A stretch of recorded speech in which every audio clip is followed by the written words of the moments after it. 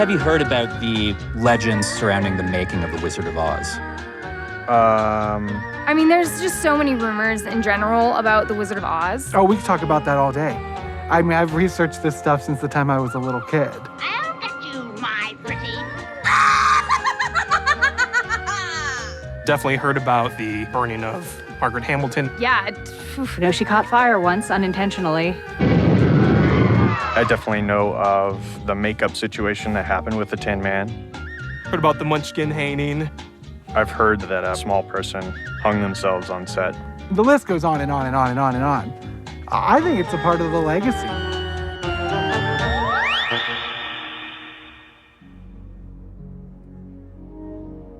I think that when some people look at films that are super beloved, and they hear stories about the difficulties or the tragedies that happen on set, they then go on to ascribe that production as cursed.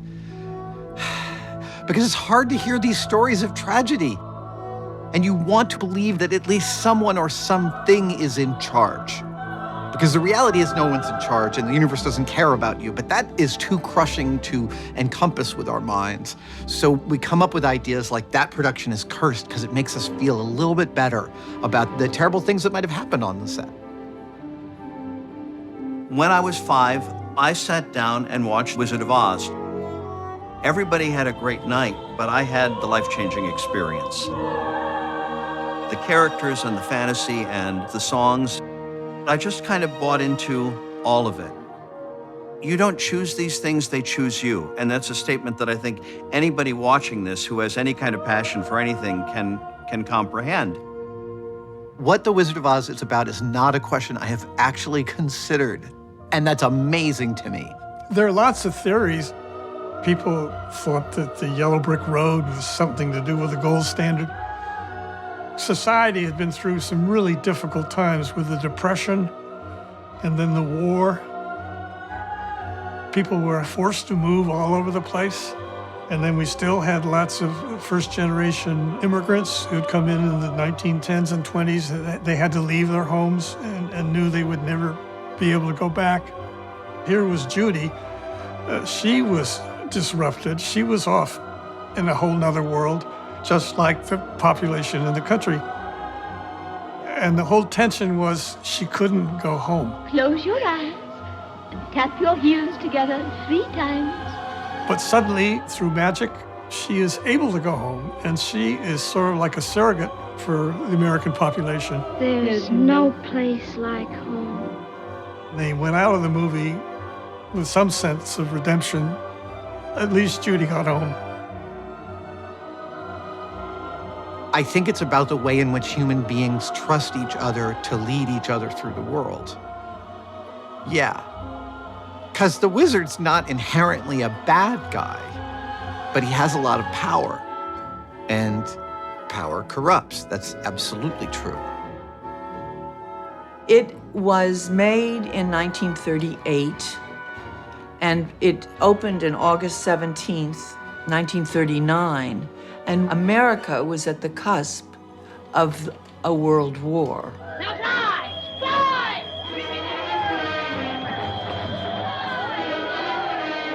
And that dark energy, it was part of the air they were breathing at that time. That beat of war was going on in the background. I mean, and they so much as made it real with the Winkies marching like Nazis. The Wizard of Oz was a hopeful outcome of that dark energy because the witch is dead. Dorothy gets back to Kansas. The objects themselves associated with the production still have that power over people. And an object like the ruby slippers is a perfect example of that. I've seen people just break down in tears coming into this room and seeing the ruby slippers in real life. Dorothy Gale is a stand-in for anybody who's ever thought about wanting more out of their life or being unhappy with their circumstances, seeking something over the rainbow. Having an object in front of you that represents that, it's actually very powerful. Wizard of Oz was a very difficult shoot. There were conflicts and recastings and accidents and script problems. They wanted to make a realistic film that was a fantasy. All of the characters suffered through the costumes. Dad had to eat every meal through a straw. The lighting was so intense. They were dying under those costumes. The fact that there was a fire marshal on the set at all times with a light meter going around to make sure the set wasn't going to catch on fire from the heat of the lights. There were 14 writers and 5 directors and 3 choreographers and a potentially fatal accident, a potentially fatal reaction to makeup. I would imagine you'd have to ask any number of the cast members who worked on The Wizard of Oz if The Wizard of Oz was cursed or not. And if you asked Buddy Ebsen, he might tell you yes. His participation was cursed. Originally, Buddy Ebsen was cast to play the Tin Man, and he was a very popular film actor of the time, known as the Song and Dance Man, and he would have been a perfect fit for the film. The makeup was pretty basic. They used clown white, and then they dusted it with ground up aluminum. He found that he was starting to have cramps in his fingers or in his feet, and then one night it spread to his arms and his legs, and he could not breathe. They were putting silver paint on him, and they didn't realize that, he was being poisoned. He had been inhaling the aluminum particles, that floated around. They had coated his lungs. He went home one night, couldn't breathe, ended up in the hospital with pneumonia in an oxygen tent. Unfortunately, his participation in the film was cut short. And it ended up being a film that kind of scarred him in a way, too. Literally scarred his lungs because he had a tendency toward bronchitis for the rest of his life. In the early 2000s, I had a show called Mythbusters, and we were doing a story we called the Goldfinger Myth, and it's about the actress Shirley Eaton who got painted gold in the James Bond film, supposedly got suffocated by the paint, which she didn't. But as part of the research for that myth, we came across the famous story from The Wizard of Oz that Buddy Ebsen was originally slated to play the Tin Man and couldn't because he was poisoned by the silver paint that they put on him to play the Tin Man. When we first started to look at doing a story about Wizard of Oz, there are a few avenues to that negative affect. And one is poison. So if Buddy Ebsen was poisoned by lead in the paint, we can't test that on ourselves. But the other main reason given for the difficulty with the paint was that it cut off the oxygen that you breathe through your skin, and if you paint your whole body, you will somehow suffocate. That is testable by us.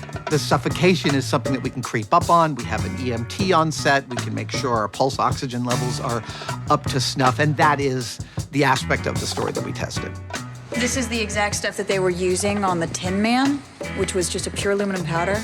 No, why are you guys feeding her oxygen? Her heart rate's gone up. When most humans think about being Buddy Ebsen in that moment, oh, you get to play a Tin Man, so they're gonna build this elaborate costume around you, and then they're gonna paint you silver. These are all the activities of like the best day ever for a 10-year-old. And I think every one of us intersects with that of like, that sounds incredible. And when you add on to that, the idea of being poisoned by effectively the highest level of play, that's exactly the kind of juxtaposition where people want to keep telling that story. I think it is certainly plausible that Buddy Ebsen could have had lifelong effects from the makeup on Wizard of Oz. On every single story we did on Mythbusters, we were working with chemicals that could affect us in a negative way, and we had to be able to talk to the insurance company about how we were going to do it safely. That's definitely not something that I think was going on in the 30s. The snow in the poppy field sequence was made of some derivation of asbestos.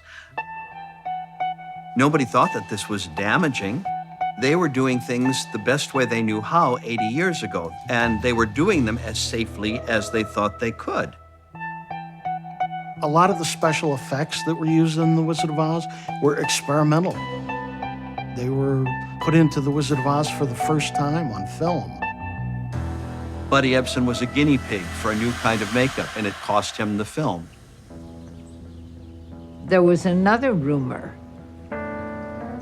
that the Munchkins were all drunkards. During the filming of The Wizard of Oz, most of the Munchkins stayed together at this hotel. The rumor is that while they were here, they carried on in a less than civilized fashion. This hotel will always be known for the residence of most of the little people when they made the movie in 1938. It's strange, but I can almost hear the Munchkin sounds because more than 100 of them stayed right here in this hotel. I'm sure there were a few parties. There have been stories for years that there were wild sex orgies, that the Munchkins went crazy. I used to hear this as a kid. Come on, Larry, let me tell you. You could tell me. There were roughly 124 little people playing the Munchkins.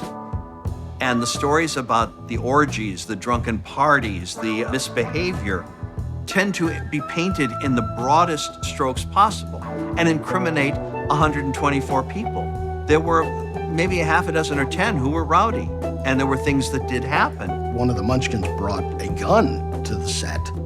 Sort of a notorious little guy by the name of Charlie Kelly. He was jealous over his ex-wife, and she was dating another little person. He didn't get fired, though. They just made sure he didn't return with another pistol. I have to ask you about all the rumors that have come out.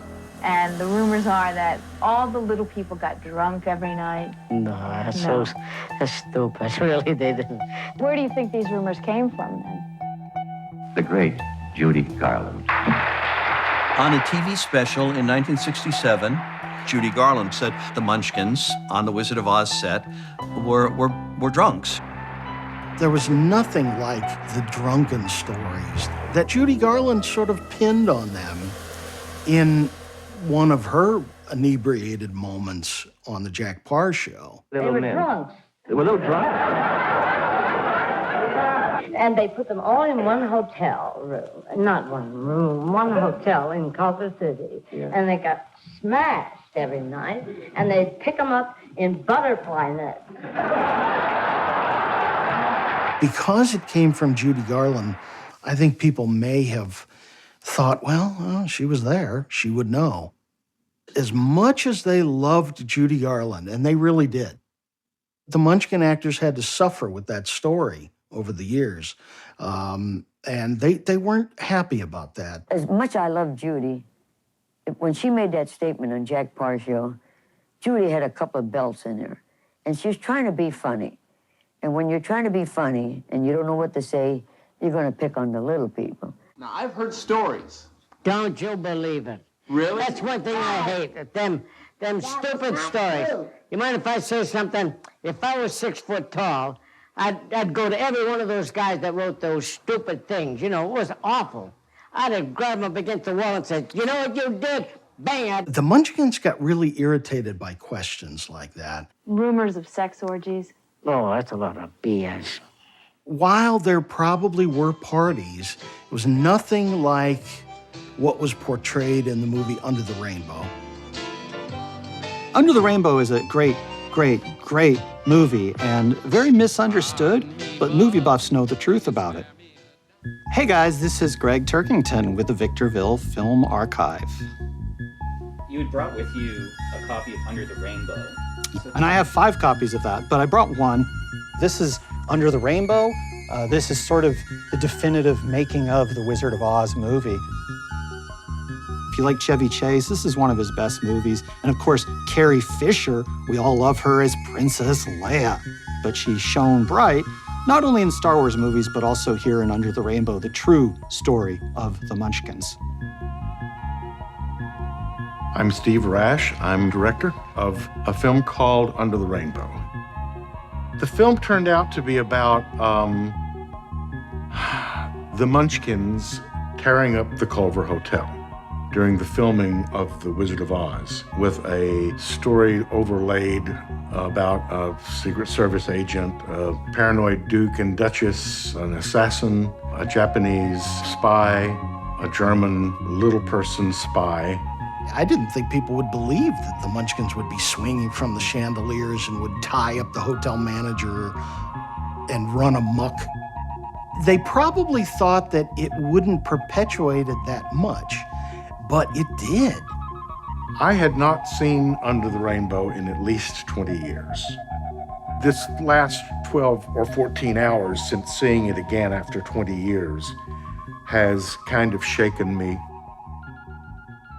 I thought we were more advanced in 1980 than this. I was quite disappointed at how racist, how sexist, how elitist it conceptually was. Probably some other ists as well. Did that bother me the day that I shot it? I don't think so. It bothers me like hell today. The only fabulous thing about the whole experience was meeting and working with over 100 little people. In retrospect, looking at the way we were portraying them, they should have revolted. This film seems to believe that anything a small person does is funny, and of course that's not true. You know, I agree with you, and one of the things that bother me about the use of the little people in this movie is that at no point were any of them, except for Billy Barty as the spy, dignified by being made into characters who had personalities. It felt a little bit like a train wreck, but I was the conductor. This is probably rationalization. Because so many little people had a wonderful experience and made a lot of money, I hope that makes up for the fact that we really didn't deal with them in a truthful way. We tried to do it in a fun way, and, you know, some people think it's hilarious. I don't anymore. Are you a Wizard of Oz fan? Oh, yeah. Oh, yeah. Some of the people who made it, in retrospect, may have felt bad about it. Everything that can happen on a film happened to that film. The joy you see on the screen in The Wizard of Oz, that was an illusion created by an awful lot of people working awfully hard. The studio really was a factory. There were 500 carpenters, 15 plumbers, 24 blacksmiths, 1 barber, 1 shoe shine boy, and 1 man in charge of the lions. The actors and actresses were workers in that factory. Mom was born in Cleveland, Ohio, 1902. She taught in the Boston public schools while she pounded the pavements in New York. Wizard of Oz was casting. They had thought of looking for a beautiful witch. She said, well, that does it for me. But subsequently, they changed their mind and they wanted a, quote, ugly witch.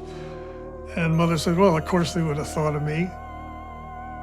And she got the part, and the rest was history. People are shocked to realize that Mom was on the screen in The Wizard of Oz only 12 minutes. Of course, her presence dominated the whole film. I remember being incredibly scared of the witch. They knew what they were doing when they cast Margaret Hamilton. Maybe they didn't realize just the impact that she would have, though. A big concern of hers was that the kids would believe it. Oh, nice to see you, I'm Mr. so Rogers. glad to see you. I'd like you to know my television friend, How Miss do you Margaret do? Hamilton. And so she spent a lot of time trying to convince kids that she was a kind old lady, and that was a witch on the screen, and that was make-believe, and they shouldn't be afraid. Would you try on a dress like the one you had on? Yes, to show I'd us? love to. I think that would be fun. But she tried to stress, especially on Mr. Rogers, that it was just an act. Oh, there's your old friend, the Wicked Witch of the West. How did she talk? Well, she talked like this. It's very nice to see you. In the 30s and the 40s, safety conditions were not so great. And Mom was badly burned in the picture. It's a scene where she has arrived in Munchkin village. When you see her entrance into Munchkin land in the smoke, it's not Margaret Hamilton. It was her double, Betty Danko. But they wanted Margaret to do the disappearance. They wanted to get it in one shot. They wanted to make it look real, so they weren't using her double for that. And it was a complicated shot. Margaret Hamilton was talking to the Good Witch and Dorothy, and she had to deliver her line, "I'll get you and your little dog too." I'll get you, my pretty, and your little dog, too. And whirl around and get to that elevator platform. The elevator was very small, so she had to hit her mark exactly, pull the broom straight up, pull her elbows in so that she could drop cleanly through the floor. Say the line, back up just the right amount, get on the platform, pull everything in. The smoke came up and she dropped down. Huge burst of real flame. But they let the fire effect go too quickly. And the broom caught on fire, as did the hat. She was severely burned. She was immediately smothered with blankets to put out the fire.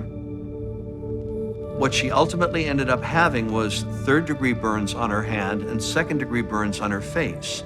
Now, compounding that, her green makeup was copper-based, and heated copper could begin to eat into her skin. They had to take her off to the side of the set and clean her face, her pores completely of that green makeup. And they used rubbing alcohol, and they had to press down on these fresh burns. Margaret Hamilton said she could never, ever forget that pain. And the doctor salved her up, wrapped her up like a mummy, and they sent her home.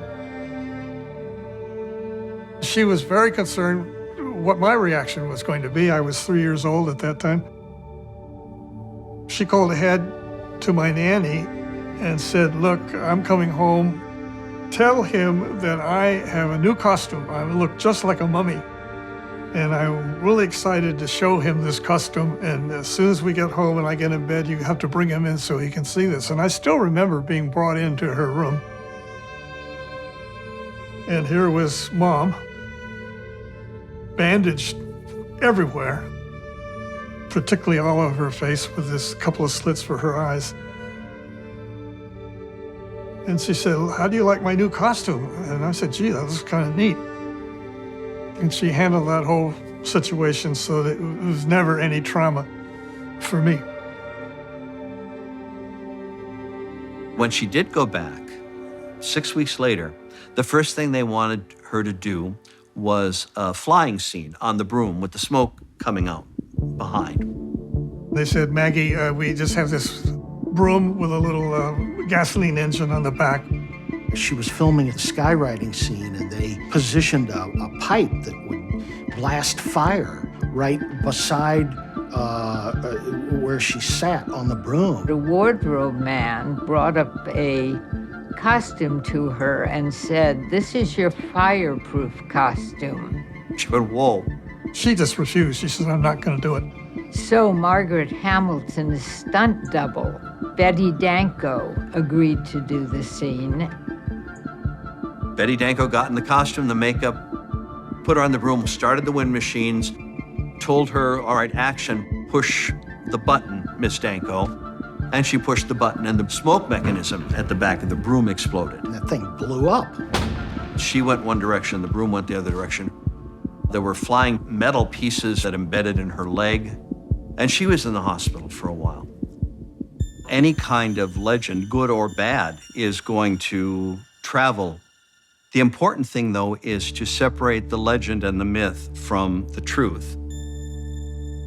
The only way in which the film is cursed now is the way all of that has been expanded upon and enlarged and lied about. And this has been going on for decades. I think it's yellow journalism to the max. If I were just somebody who sat at home and watched The Wizard of Oz for my own pleasure and heard the legends, I would say, well, gee, maybe those are true. Gosh, did that really happen? Fuck. The most famous of all the Oz legends is one of the earliest ones, that there is a Munchkin who hung himself on the set, and you can see him in the background hanging and swinging. I've got some curses for you if you want to know. Someone showed me a couple of feet of film that was allegedly once part of the cut of Wizard of Oz that had been removed when they learned that dark spot up in the upper right-hand corner is Munchkin who hanged himself from the lighting grid. I saw the black blob that was supposedly the dead Munchkin. When was this? During the filming of Under the Rainbow. I wasn't interested enough to get out a magnifier and check the validity. I bought it. Good story. It went from being a stagehand caught on camera to a stagehand who was depressed and hung himself on camera, to an MGM executive who was so despairing of how much Wizard of Oz was costing that he hung himself on camera, to an actress who hung herself because she didn't get the part of Dorothy, to a Munchkin who hung himself because Judy Garland wouldn't date him. I get this from grade school kids, and I don't mind it from grade school kids, but it's when adults who come up to me to say, you know, there's a man hanging, and it's like... Basically, one of the Munchkins hung himself on the set of The Wizard of Oz. Fortunately, it was very far in the distance, and it wasn't even noticed at the time of the release. It wasn't until some real true blue film buffs who watched the movie enough times happened to notice it one day. There's a conspiracy within The Wizard of Oz that a Munchkin hung himself in the background during one of the scenes. You see it right there on film on certain copies. Like, what the fuck's going on over there? It's not on every copy. You have to have the collector's editions. This is the one you want to own because this is the only place to actually see the original hanging Munchkin footage. And of course, it's priceless. So I was very, very glad to acquire it from this dealer. Did he know what he had? Oh, no, he didn't know what he had. If he knew what he had, he wouldn't have sold it to me. That we know to be the truth. Now, this is an edition that collectors love also. It's the 50th anniversary edition. Unfortunately, with this, they did find the alternate footage with the bird from the LA Zoo, and they replaced the hanging Munchkin footage with that footage.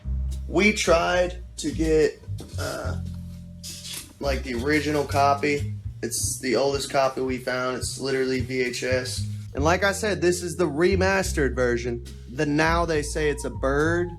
And in the original version, it straight up looks like a Munchkin. Like a Munchkin. Munchkin. I'm going to show you both versions of The Wizard of Oz, of the hanging Munchkin scene, which is one of the most iconic in Wizard of Oz history, if not motion picture history. All right, here we go. We're off to see the wizard. Now, you see that? That's the bird. Let me freeze this. You see what is obviously an exotic bird, like an emu? They found a big exotic bird. I don't know what the breed was, but it was a similar size to the Munchkin. They put that bird in the same corner of the room. This was soundstage number 2. And they shot the same scene, but with the bird flapping around, and replaced it in most prints, except for the print that leaked out. And this is the one collectors want to see. This is the suicide of the anonymous Munchkin. Never been identified, never will be. There! Dead. His neck is snapped instantly in a hanging, so. Look at that, swinging back and forth, dead. People have shared the footage on YouTube and some of these sorts of bootleg sites. Because of the times in which we're living, there's a very worthy soul who has doctored the footage and posts it on YouTube as if to say, there you can see, it is a hanging Munchkin, and this is what it used to look like. And when the rumors started going around, MGM took this out and dropped in a bird. Now, it really is a bird. That's the bird they photoshopped in, man. I have no problem debunking a conspiracy theory, like the whole Keanu Reeves being a reptilian. You know, I pretty much debunked that one. But this one, I'm telling you guys, man, it's for real. If you watch the original, it's for real. The bird is not in the original copy. The bird is in the remade copy. And they put the bird there to make people say, you know, oh, it's a bird. It's hanging right there. Now, that is not a bird. There's no wings, and it's rocking back and forth. I mean, it's there. I think there is a great danger, not only because it's inaccurate or disproportionate, but because it is omnipresent in today's world of looking for dreck and dark. There is just an essential purity about the Oz story and the Oz film. It was at a time when Judy was so excited about making that picture and so delighted to be making that picture. She was thrilled. It was well known on the set that if Judy cracked up at something, you had to take 5 minutes to let her laugh it out of her system. And when it came time to do her first scenes with Bert Lahr in the movie, these were the scenes where they meet the Cowardly Lion in the forest, and he goes after Toto. I'll get you anyway, Pee-wee. When Judy rescues Toto, picks up Toto, and slaps the lion, and Bert Lahr starts to cry. What did you do that for? Well, they could not get this take. They did it 2 or 3 times, and every time Bert Lahr started to cry with the water spouts built into his wig and the water pouring down and him doing his whole Cowardly Lion bit, she would crack up. She would break up every time. It is in the film. She picks up Toto and she starts to laugh and she pulls the dog up in front of her face. It is heaven, and it's in the film. She couldn't stop laughing, take after take after take. It was an expensive picture. You know, they were running, they had to get the scene done. And finally, after 3 or 4 takes of this, Victor Fleming took her behind the set, behind one of the trees, and he gave her a smart little smack across the face. If that's how he handled things, well, it's too bad he had to slap her. He didn't punch her. He didn't beat her. It was just a sharp little, you know, come on, come to. Get with it here. Well, if that's what happened, that's what happened. I don't know what else to say about that. Was it the right thing to do? Well, no, probably not. But what are you going to do? You've got to get the picture made. It was coded into her to want to please, to try to give out all the love she had inside her in hopes that it would come back to her. She said, I always felt unwanted. And she wasn't being overly dramatic when she said it. She found out that her mother had tried to have her aborted, and a doctor friend of theirs warned them against it. So the mother tried everything she could to induce a miscarriage. This is somebody who didn't have the protection within herself or in the people who were supposed to be taking care of her to withstand the concrete mixer that Hollywood could be. When my mother started The Wizard of Oz, she was 15 when she started it and she finished it when she was 16. Your body starts to change. The character of Dorothy, of course, was even younger in the book. And they wanted my mom to look like a child. They said, you can't gain any weight.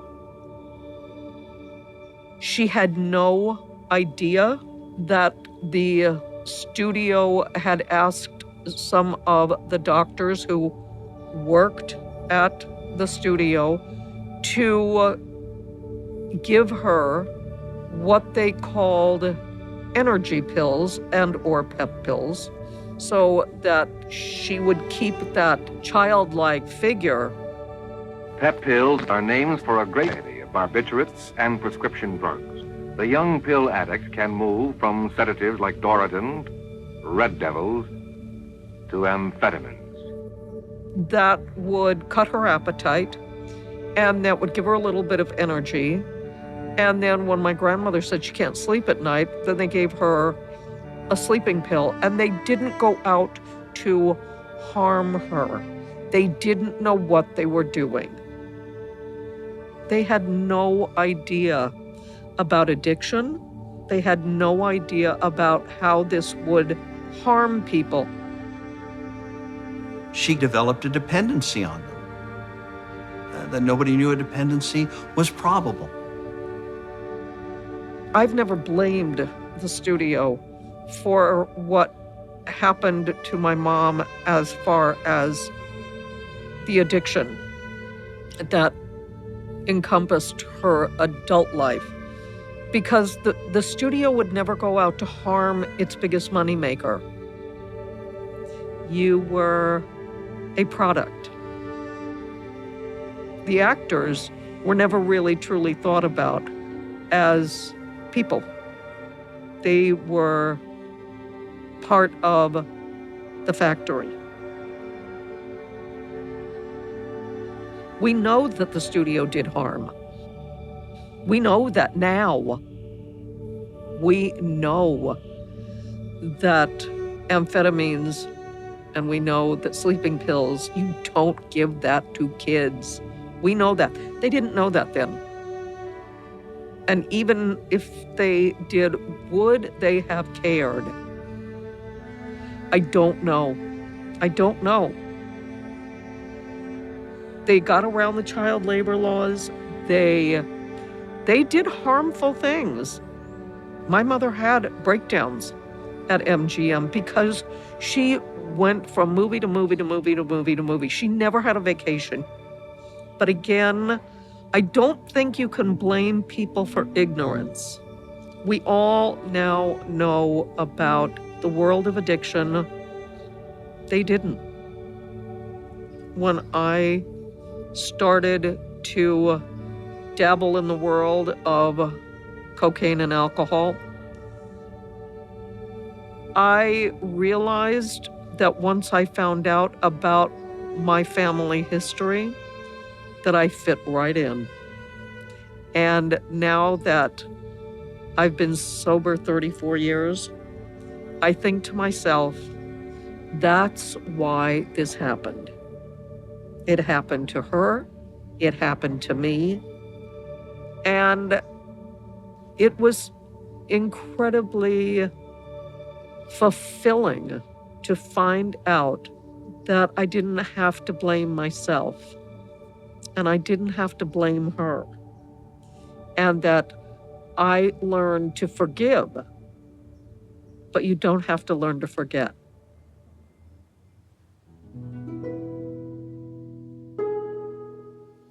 You hear all these stories in Hollywood, and no matter how you phrase it, you know, it is something that is kind of sad. But part of what I love about Judy is that she, throughout her life, references this time as being the happiest that she ever was, and how she constantly was always trying to search for that kind of rainbow again. As far as Judy goes, I know that this was one of her, her best memories. But I feel like her experience was much like Hollywood has always been. The Wizard of Oz, the reason I love it so much, I have to say that is because of her performance. Who she is in that movie draws you in as a child, and she got me hooked. So because of her, I became obsessed with this movie, and seeing her other films, I just fell in love with her more and more. Do we remove some magic from a narrative by busting a myth about that narrative? I submit no. I submit that no one ever minds knowing more about a subject. You can certainly demystify things and still celebrate them at the same time.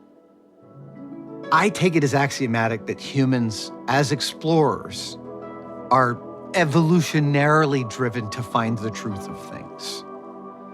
We have always sent our best and brightest to the edge of the known to report back what they find.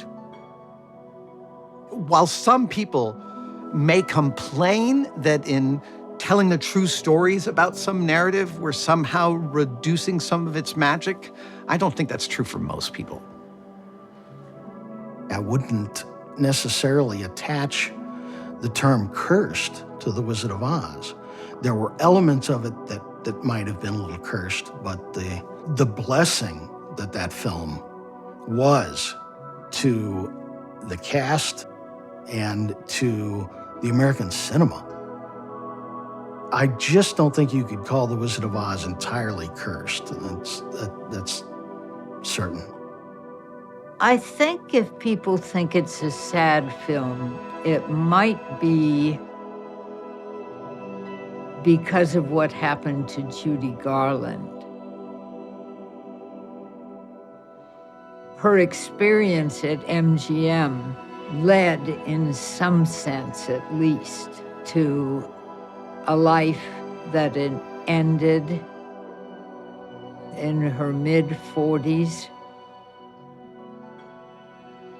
And the success, I think, of Over the Rainbow, even now, is because it has an emotional jolt that ties it to Judy Garland looking up at the sky and wishing that she were over the rainbow.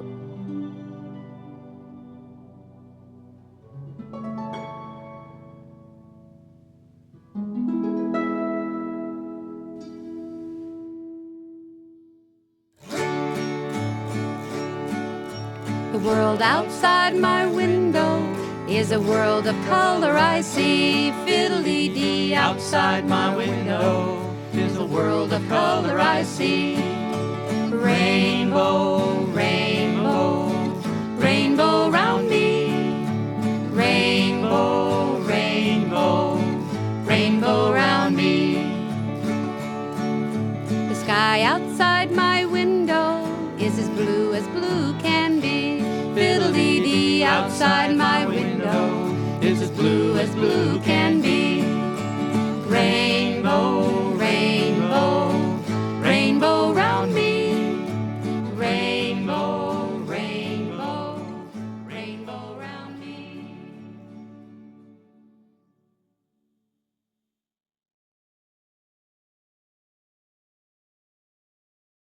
Darker before it gets lighter. Of course, I don't know, but I think it'll get darker before it gets lighter. Any wild animals? Might. Do you suppose we'll meet any wild animals? We might. Animals?